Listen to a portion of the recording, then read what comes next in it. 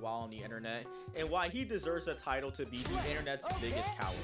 Before we do begin though, please make sure to violate that like and subscribe button, as well as join my Discord server. I'm trying to revive that dead thing. And now, with that out of the way, let's begin. Alright, to get the full context of this, we gotta go back to when the Chris Tyson drama was still at its biggest, when people were still shocked and surprised to know that he was a closeted Shadman enjoyer. The strangest part about this to me is that most of the stuff about Chris alluding to him being a creep was public information. People really didn't start paying attention to it until a channel named Adriox posted a video called "This Video Will Make You Hate Chris Tyson." Yeah, to say this video wasn't effective would be an understatement, because not too long after, he left Mr. Beast.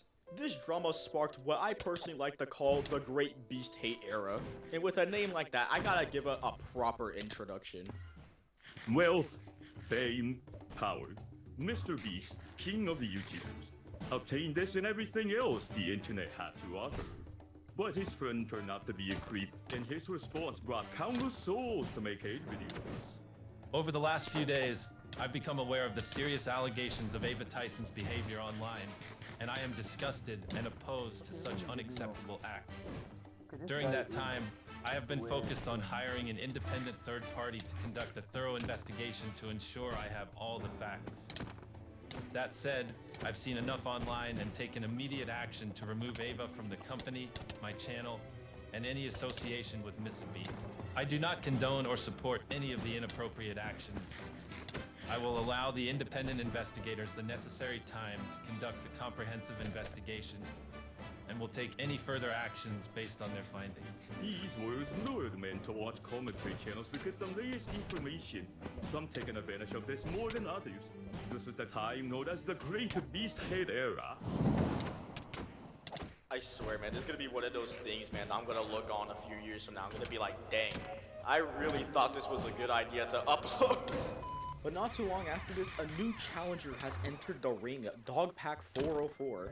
After that entire drama with Chris Tyson, people had a genuine distaste for Mr. Beast, and they were wondering, like, in the back of their minds, like, what else is this man hiding behind the scenes? Well, that answer wouldn't go unsolved for not much longer, because I kid you not, the same day Chris Tyson left Mr. Beast, he posted his first video titled, "I work for Mr. Beast, he's a fraud." Out the lukewarm frying pan into the incinerating oven Mr. Beast went, because his video gained traction fast. His video got 1 million views in about a week. For a brand new channel that has never been touched, that is beyond impressive. And this goes to show how smart Dogpack actually is. He uploaded his video at the exact time people distrusted Mr. Beast and his crew the most. So if he was ever gonna make a move, that was the time. If he would have posted this video before the Chris Tyson situation, or even a little bit after, it probably would not have had the same effect that it did. And with millions of views comes a countless amount of supporters. It's hard to go to a comment that was posted before Dogpack got exposed, so about like the 6 to 5 month range, that actually was talking bad about him. Most people were really quick to side with Dogpack. Like, even like content creators and other influencers, there was really not much people who actually thought twice about what he was saying, or even think to fact check it, because if you go through his video, it seems like he's done his research. And not only that, he's talking off of experience too, and it's an hour long. And honestly, I doubt most people watch the entire hour-long video. So it's like, oh, people say it's good, so that means it must be valid. What also helped him was word of mouth, because many commentary channels were also covering the situation, and since the Ava Chris Tyson situation was done and over with, they needed something else to feed off of. Yeah, I'm just gonna throw this part in here for giggles. I'm not talking down on any commentary channel that did cover this and sided with Dogpack. I could really care less. I'm just pointing out what happened, as well as spitballing my own game theories on this situation. Then 14 days later, he uploaded his second video titled, "I work for Mr. Beast, he's a psychopath." This video isn't really his own. He's just interviewing Jake Weddle, so it's kind of like half of a Dogpack video in my opinion. It's not like his first one where he was like pulling up the receipts and everything. This is just him and his friends spitballing in my opinion. And naturally, this video also got millions of views. I don't really think it didn't get much attention because the thumbnail for the first and second one looked borderline identical. So that probably is what hindered the performance a little bit. It got 12 million views, which is still good, but compared to his first, not as good, but it still was perceived very highly. Also, what could have hindered the performance of this video, the fact that it's just an interview with Jake Weddle. He does throw his 2 cents into there, but it's more just Jake Weddle yapping here. Slight side tangent. What is even Jake Weddle? I just went to his channel just now, and this man's channel honestly has like borderline the same level of views I do. He gets maybe like 1k, 2k, 4k. These are like my channel level views. And mind you, he has 180,000 subscribers. That is god awful, man. And his most popular videos is just him ranting about the real reason I left Mr. Beast, why I left Mr. Beast. I caught Jimmy in a secret recording. It's just him just crying about his old days in Mr. Beast, and now he's trying to be a stand-up comedian. And I tried watching one of them, and I was snoozing, absolutely snoozing, man. Just yikes. And having an entire hour of Jake Weddle just crying is yeah, it's not really fun to watch. And honestly, he kind of reminds me of a lot of Dog Pack. He just kind of took leaving Mr. Beast or getting fired a lot better than he did, because Dog Pack, he made an entire 2-hour rant session about Mr. Beast and why he hates him. And then we have Jake Weddle, who just sobbed in the corner about getting fired from Mr. Beast. Honestly, that sounds like a dream job to me, so I'd probably would be crying too if I got fired from Mr. Beast. After posting 2 hate videos on a person, it kind of makes you think, what was he even claiming against Mr. Beast in the first place? His first claim that he made was him faking videos.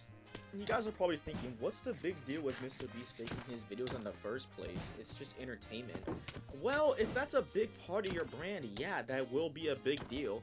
Mr. Beast prides himself, glazes himself, that he is authentic, he does it the right way, he does it the realistic way, he doesn't fake or script any of his videos. So if it were to come out that he was all along, it would look very bad. It wouldn't look like Mr. Beast a YouTuber, it would look like Mr. Beast a corporation. Why does it matter if the videos are fake? They're just meant to be entertainment.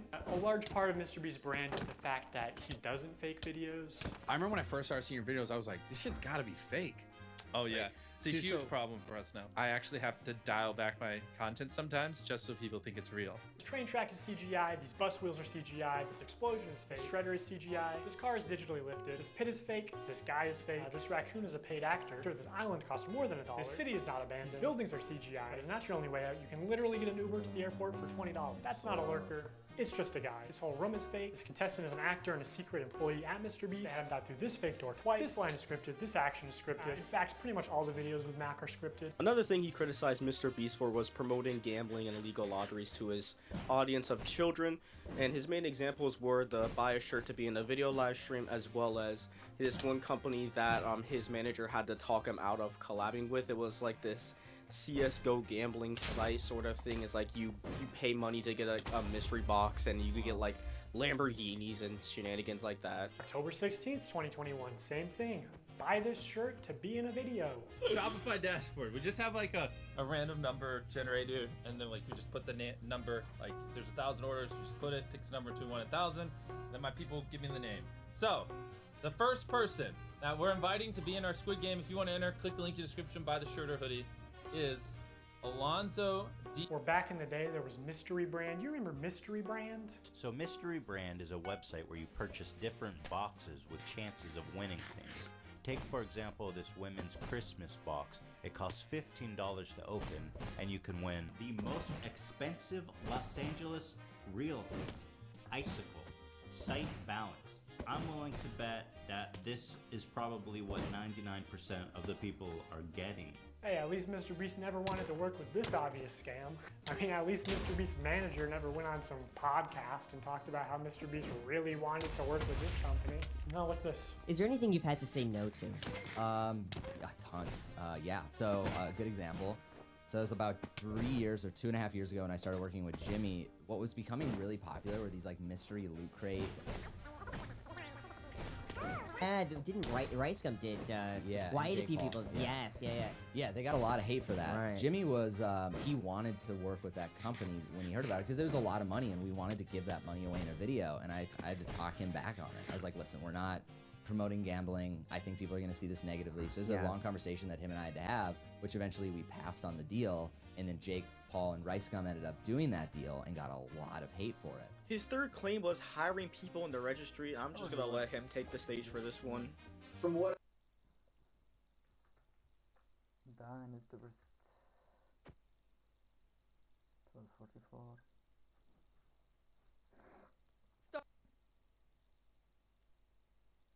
Start. I already watched it. The end is now ours, and there's nothing you can do about it. Despite your best efforts, the end is gone. And he did it. That madman. Should I just continue?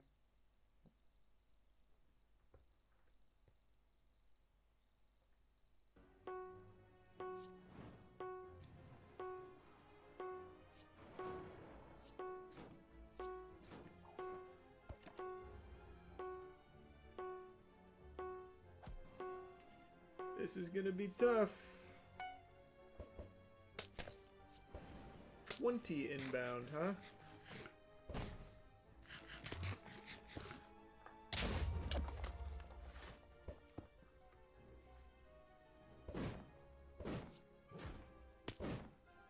We're good though. Doesn't even matter what I take, I'll just grab that. Just barely enough. Blood potion. Heal for 20% of your max HP. We're still alive, boys. We're still alive. And this is just deal 20 damage. Holy, that worked out really well. But flex is really nice. Gain 4 strength for a turn is really good for free. I think I'm gonna go flex.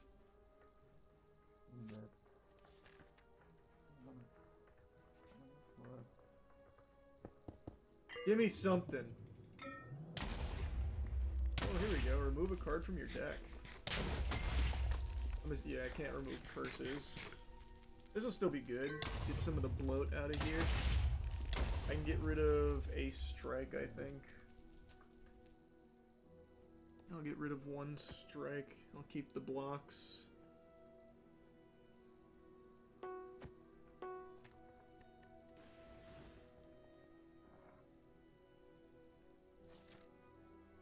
Nice.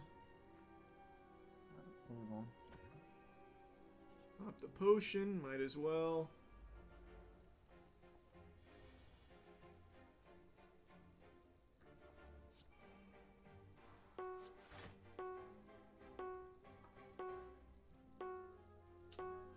Well, not amazing.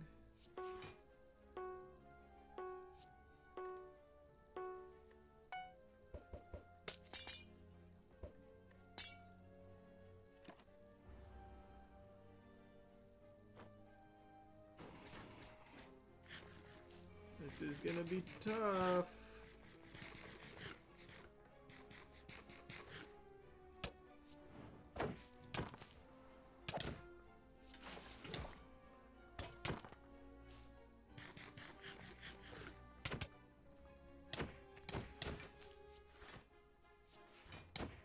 Oh, I didn't look. I just assumed he was gonna go all out again like he did last time I fought him.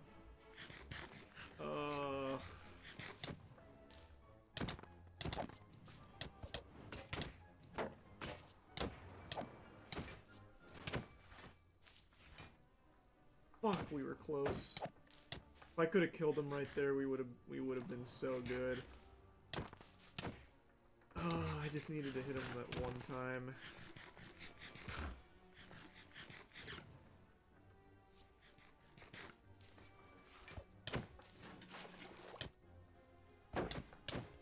Alright, we're still hanging on. Lose 6 HP, gain 2 energy, draw 3 cards. Oh, wow. That's not bad either. But I'm gonna take offering. That just seems like so much value. We've really got our work cut out for us.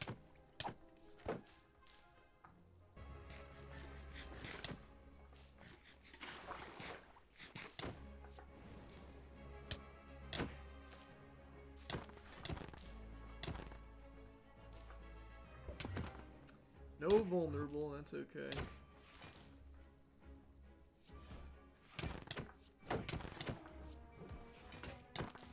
Thanks to Rage, I was able to block enough. That's good, that's good.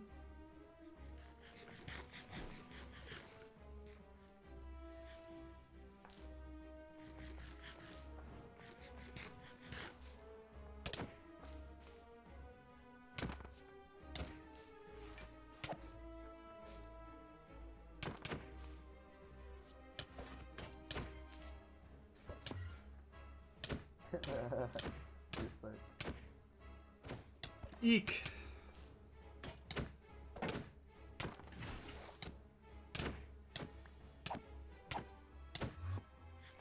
It would take a miracle.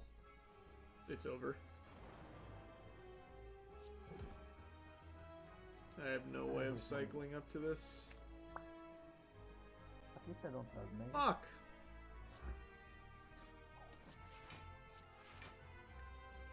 We got one more turn.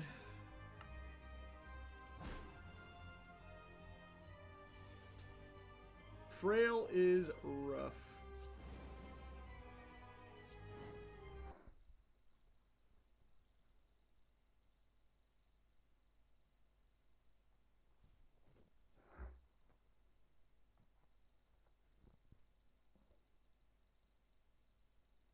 That's like the easiest. Plants vs. Zombies is an amazing video game created by the likes of this beautiful gentleman right here, George Fan. George Fan and his crew created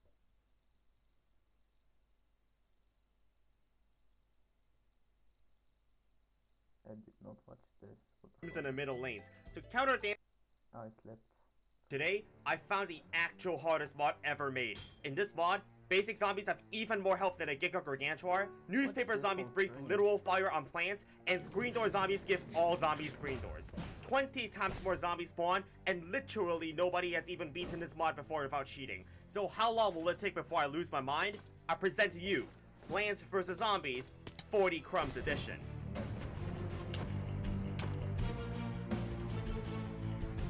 On the first level, we're immediately introduced to the game mechanic of basic zombies now fusing with each other, getting more health the more times they merge. They have upwards of 8,000 health, which is even more than a Giga Gargantuar, so the best we can do is just hope the pea shooters that now stun and knock back zombies can stall for long enough.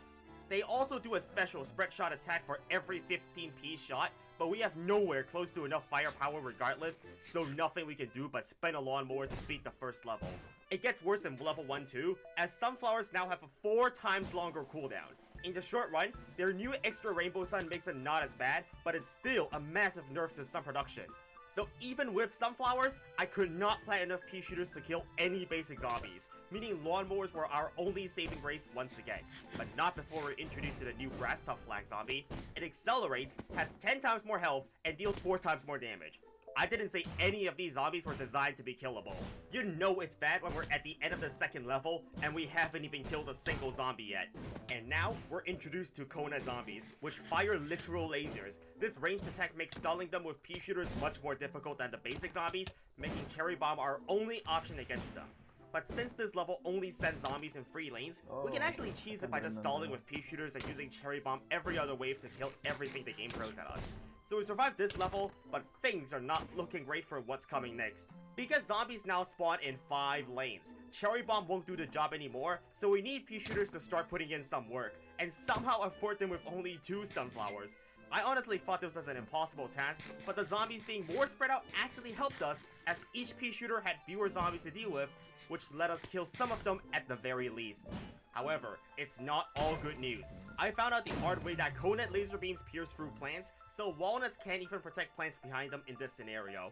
But actually, they just protect our plants slightly differently now, as walnuts now rapidly heal plants around themselves by sacrificing their own health.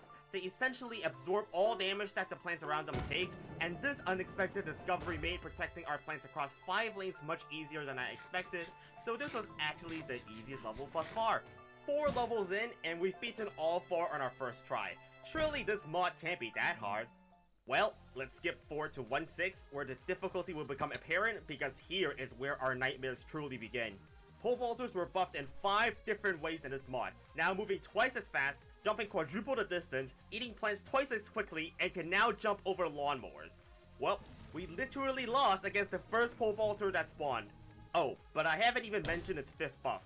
Pole vaulters now teleport forward when they reach half HP. They have literal cheats turned on, while we have literal pea shooters that do like no damage. Thankfully, this was a 1 flag level, so I could counter all the pole vaulters by using cherry bombs and just sacrificing lawnmowers, since we have more lawnmowers than there even are pole vaulters that spawn. I was able to get by for now, but you know what's next, right? That's right, 1-7 has the same zombie lineup, but the level is now twice as long, and the only new plant we have is Snow Pea.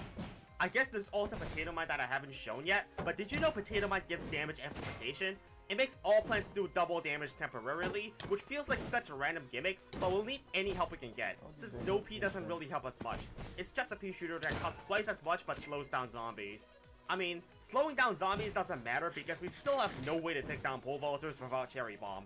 And once Cherry Bomb is on cooldown, my only defense is just to sacrifice a lawnmower or pray that we somehow take it out and risk losing the game instead. And choosing the latter obviously backfired since I didn't account for the teleportation here.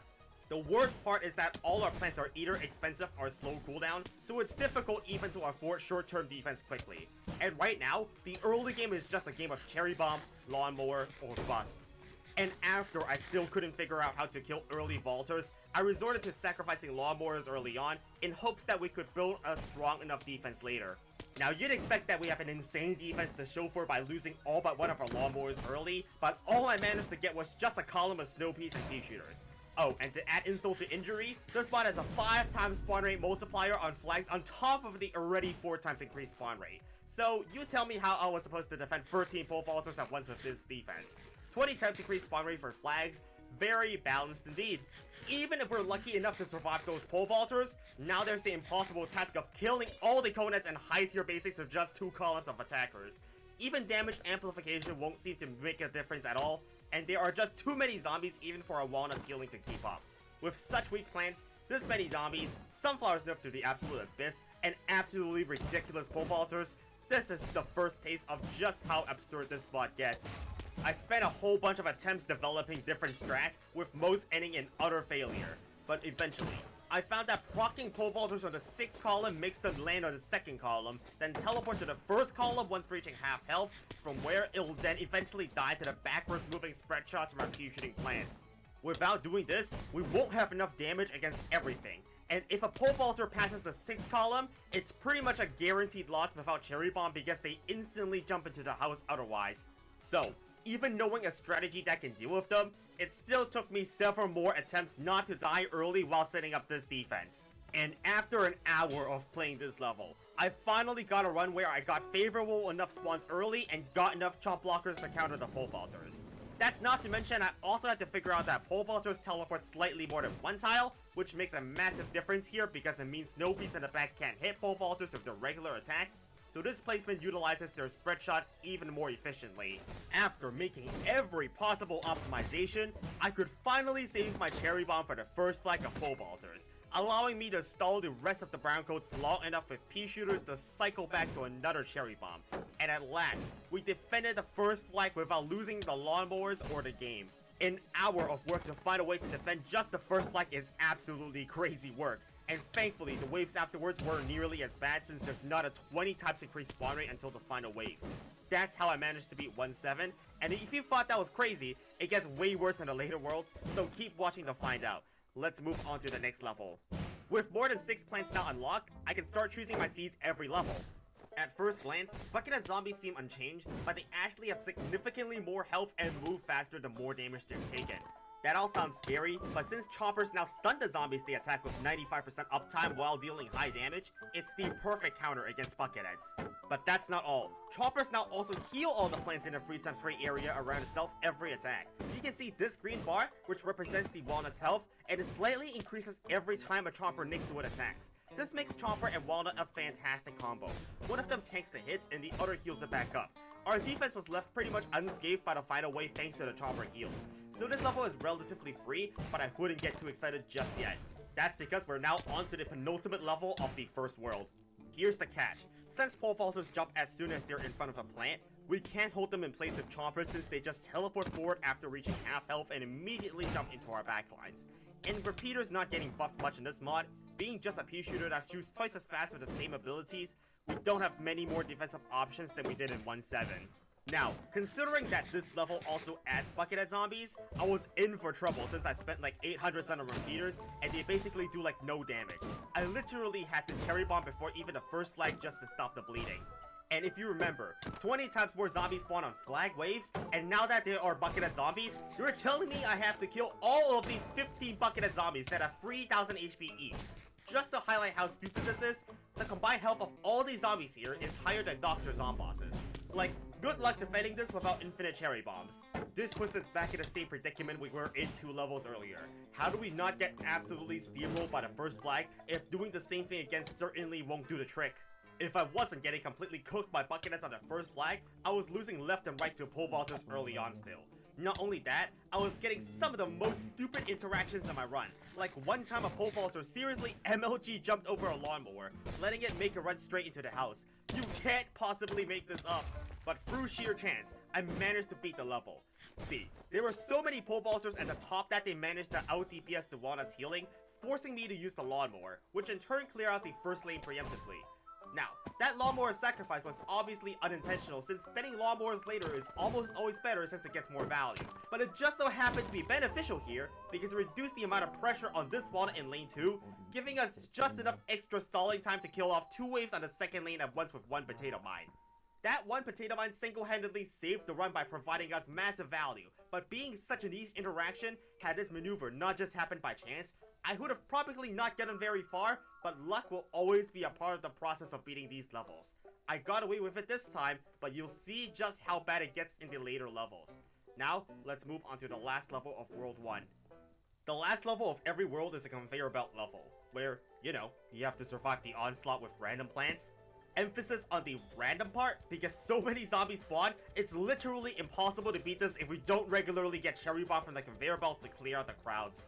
And by crowd, I mean the spawn rate is just stupid. Cherry bombs in this level sometimes don't even survive long enough to explode because of how many coneheads there are. And guess what? Whether we get cherry bomb or not is just completely random. So if we get an unlucky streak and don't get any cherry bombs for a few waves, then death is basically inevitable, and we have to watch the entire defense fall apart and eventually lose to pole vaulters. Considering it's literally just a game of luck of cherry bombs, this level could have taken an eternity if I were constantly unlucky. But thankfully, I did get through it in just 2 attempts, but what doesn't take an eternity is just pressing the subscribe button. It's completely free, takes only 3 seconds, and supports the YouTube channel. Now back to the video. We got through World 1 relatively smoothly, but this is just the beginning of our journey in the first of 6 worlds in the 40 Crumbs mod. And now, time to begin on World 2. Now it's nighttime, sunlight no longer falls from the sky, and the menace of newspaper zombie is here. Prepare yourselves. If you thought that Puffshroom would be the saving grace at nighttime, they now last for literally only 15 seconds. You can't even have more than 2 of them on the lawn at the same time. That's how badly nerfed it was. But here's the thing, they now also do triple the damage, so is it really a nerf? Well, I'd certainly say so, considering these basic zombies have 8000 HP. Like, what's a Puffshroom gonna do about that? Sure, damage amplification can help out our Puffshrooms, but they ain't gonna help against the absolutely ridiculous newspaper zombies in this mod. They literally breathe fire in 3 lanes, doing massive AoE damage. How much damage, you ask? Well, it literally one-shots normal plants, so don't even try chump blocking this. The only way to counter them is, once again, just Cherry Bomb. Honestly, should we just call this mod Cherry Bomb versus zombies at this point? But without Cherry Bomb, if you try to DPS a newspaper zombie down, sorry, it now also has 3000 HP, which is as much as a Gargantuar has in vanilla. You know, pretty balanced if you ask me. All of that is while it's not even enraged, being able to one-shot most plants and out-DPSing Walnut's healing on its own. So yeah, I guess you can infer that if it does get enraged, there is practically no counterplay, since everything in its way doesn't even have a chance of survival. With every wave having several newspaper zombies while I had even less sun than usual, I had no idea how to defend this without losing most of my lawnmowers. But being just a 1 flag level, spending lawnmowers does get us to the final wave pretty easily. But we've not actually won yet, because what's different about the graves, you ask? What? What the Yes, gravestones now not only spawn completely random zombies, but they also spawn them twice. What the hell do you mean there's now a Walnut Yeti zombie, and we lost just like that? Really? I can't possibly account for the random grave spawns, but I can at least use Potato Mine and Cherry Bomb against newspaper zombies to try and keep as many lawnmowers for the grave spawns instead. And thankfully, bringing in Repeater instead of Pea Shooter helped give me back enough extra space that I was able to counter all but one lane of newspaper zombies that spawned. Now, considering that the lane I lost my lawnmower in has no graves, this would usually be a guaranteed win by just sacking mowers in every lane, but we have to get used to the fact that many zombies in this mod have abilities that spawn zombies in other lanes, like the Zomboni that literally spawns screen door zombies. We got lucky this time with the grave spawns and our lawnmowers handled everything, but this is just the first of what's to come in this world. Which, yes, newspaper zombies also appear in the next level, and this time there are even bucketheads in the mix. After only barely surviving the last level, we will certainly need to make use of the zero-cost Sunshroom to beat this 2-flag level of newspaper zombies. Now, it seems ridiculously powerful at first glance, because Sunshroom in this mod produces an immediate burst of 200 sun. The downside is that it only produces purple suns that lightly damage zombies after giving that initial burst that has a 30-second cooldown, so while great in the short term, they generate no sun for new plants in the long run, and that little burst of 200 sun every 30 seconds is not enough to build any sort of defense against newspaper zombies, so yeah, I just have to restart to choose my plants again. But now, it's pretty much a no-brainer to always have both Sunflower and Sunshroom. Why not get the boast of both long-term production and short-term gains? It's especially useful here since we need lots of chompers. Why chompers? Well, they are the answer against newspaper zombies, since the fire they breathe does not damage our plants while it is stunned, as you can see from this walnut actually being healed up right now. Both the stunning and healing utility from chompers are simply irreplaceable, so we'll need as much sun production as we can get to afford more of them later on. By the first flag, I had a whole column of chompers, a full column of snow peas, and almost an entire column of walnuts too. But here's the real kicker of this level. Grave ambushes now also spawn on regular flags. You know, a skill issue on my part that I didn't plan for a Kona double screen door jalapeno zombie at level 2-2 that explodes within 10 seconds. And yes, we also have to deal with the buckethead spam stupidity again, but this time, we can't even sacrifice lawnmowers to protect our defense since there are no pole vaulters.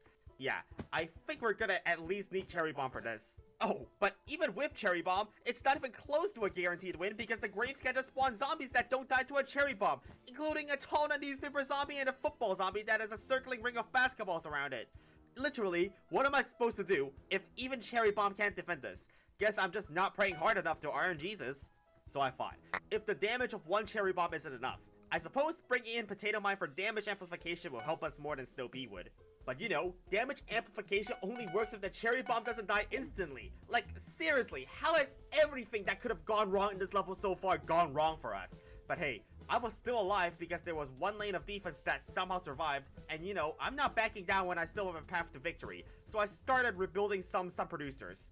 And as crazy as it sounds, I was able to quickly rebuild my entire defense in just a few waves despite losing literally 80% of it in one go because of Sunshine providing so much instantaneous sun. I mean, chompers are just so overpowered when there are only a few zombies in each lane, since they basically perma-stall isolated zombies and continuously heal up our walnuts faster than the zombies can damage them. But hopefully, you didn't forget that we now have to survive for 2 more rounds of grave ambushes on the final wave. And it literally spawned a balloon zombie on level 2-2 when I just used my Cherry Bomb. And that's the whole level right there, off just one bad gravestone RNG. Like, surely, this must be intentional game design to waste as much time as possible for anyone who even dares attempt this mod. By now, you get the gist of this level. It took me 9 tries in total, but I did eventually pull off the damage amplified Cherry Bomb against the first flag grave ambush. And I'm not even kidding you. But all I did after that was just planting chump blockers in front to stall for time and watch the choppers rip through the hordes of zombies wave after wave, and that's how to get to the final wave without even losing a lawnmower. This won't be the last time we'll be seeing the difficulty of certain levels being just completely RNG based, but for now, just one more level until we unlock Gravebuster. Speaking of unlocks, we unlocked the 7th slot at the start of level 2 free, which also introduces the screen door zombie that, yes, gives every zombie 2 screen doors. And to counter them, we have to rework 150 Sun Fume Shroom. They now fire a much stronger fume cloud that deals high damage and knocks zombies back, but cannot attack regularly, and instead, they must be manually controlled by left-clicking it like a coconut cannon from PvZ2. Now that sounds extremely strong, just spend 150 sun and kill infinite basic zombies in a lane, but its huge drawback is that its seed packet has a 30-second cooldown, which makes it not spammable. But now, the screen door zombie. Yes, they literally protect every zombie in their lane as long as it's alive, and it looks absolutely absurd. What these small screen doors do is reduce the damage dealt to zombies by 50%. As you can see here, the Conet in lane 2 was attacked first, but it was the Conet in lane 4 that died first because it was not protected. This 50% damage reduction also applies to the Screen Door Zombie itself, so using Fume Shroom to bypass their tanky shield is more important than ever to take them out quickly. And yeah, Fume Shroom does seem pretty OP against these flimsy zombies, but let's be real. The Screen Door Zombies are only protecting Conets and Basics this level, which are basically non-threats, but what we've seen is a teaser of what's coming up next, which ain't pretty at all. That's because from now onwards, some levels will start including more zombies, like the additional inclusion of Bucketheads in 2.4 now. I haven't even mentioned the return of Pole Vaulters, which spells doom for our Fume Shrooms. Just look at this Walnut, which still has half its health remaining, but because Fume Shroom needs a whole 15 seconds between attacks, the Pole Vaulter just melts through a Walnut completely unchecked. And the next thing you know, we are already looking at another wave of Pole Vaulters that I can't even defend because Fume Shroom itself has a slow cooldown. With us losing basically half our backlines on Lawnmowers before even the first leg to just Pole Vaulters, this was an absolutely atrocious first attempt by me. Now, let's just say we get lucky in the early game. All the Pole Vaulters come in the right lanes where our Fume Shrooms are, we're able to kill them off without overspending or losing any of our defense because of that, and we bust most graves off the line, so we're not gonna lose to some stupid grave ambush. Well, then we have to find some way to deal with this massive horde of Buckethead zombies, which, mind you, each Buckethead has 3000 HP already, but with the Screen Door protection that makes them take 50% less damage, it means each protected Buckethead zombie has the equivalent of 6000 health, which is as much health as a Giga Gargantuar. Remember the comparison to Dr. Zomboss previously? Well, I don't think this is even comparable to that anymore. We're absolutely cooked because there's no chance that we're going to do enough damage to kill them. And about Cherry Bomb, it doesn't even save us here because even that doesn't get through half their health. But if we just go back to our old strategy of Snow Pea Chompers, not only are Snow Peas useless against Screen Door Zombies, they also cost more than Fume Shrooms. 50 sun might not seem like much, but when we already have less than at nighttime, it quickly adds up. And I ended up being too broke to plant enough Grave Busters before the first flag. And with Screen Doors protecting everything, Cherry Bomb doesn't even kill most Grave Spawns anymore, making it even more impossible to defend Grave Ambushes if we choose not to use Grave Buster. Without a proper counter to Grave Ambushes, and not enough Pole Vaulters that spawn to do a Lawnmower sacrifice strategy, any Snow Pea or Repeater strategy is just entirely out of the equation. But what could replace them if Fume Shroom is too weak as well? Well, what I haven't tried is going all in on Chompers, since they're usually too expensive. However, with Puff Shroom and Sun Shroom, using them as the only long-term attacker is actually possible to set up without dying early. They are still very pricey early on, but my hope here is that their stun and healing will keep our walnuts in the back alive, and that will make up for the extra investment we make in the long run. However, there was one crazily niche interaction I didn't account for. I've previously always let Pole Vaulters jump on the 6th column to kill them with Snow Peas placed in the back, so I thought just doing this with Puff Shroom would obviously work, but no, their attacks don't knock back zombies like Snow Peas do, so Pole Vaulters end up teleporting just slightly more, letting them skip the 1st column instead of stopping to eat. There really is no limit to how stupid this mod gets. But what if I told you that this interaction also happened to help by chance, and it's because I accidentally let Pole Vaulters jump on the 6th column? Well, since they will bypass the 1st column after reaching half HP, it helped activate my Lawnmowers without actually killing any of our backline defense, and that allowed us to defend the front without using Cherry Bomb at all. That right there is what I call a 4D chess move. It gets us past the 1st flag, keeps our defense alive, and even gives us a spare walnut since we keep our backlines intact, all of which happened because of a mistake. That's not really a mistake, I guess. So after defending the 1st flag, I just got more Chompers to make sure our walnuts wouldn't die, and I've basically gotten a hold of the entire second half of the level by just spending more instant kills on blocking zombies off. Just got the final wave remaining. Can't be that hard, right? Well, I wouldn't still be talking about this level had I not made a complete smooth brain play here. I subconsciously knew this Puff Shroom was gonna disappear, so I wanted to replace it to block the Pole Vaulters. But don't ask me why I used a shovel instead of just waiting it out. Instant replay if you didn't catch it, but I literally just let one of the Pole Vaulters walk up to the 2nd column. So, the same interaction that initially screwed us over, then completely saved me on the 1st flag,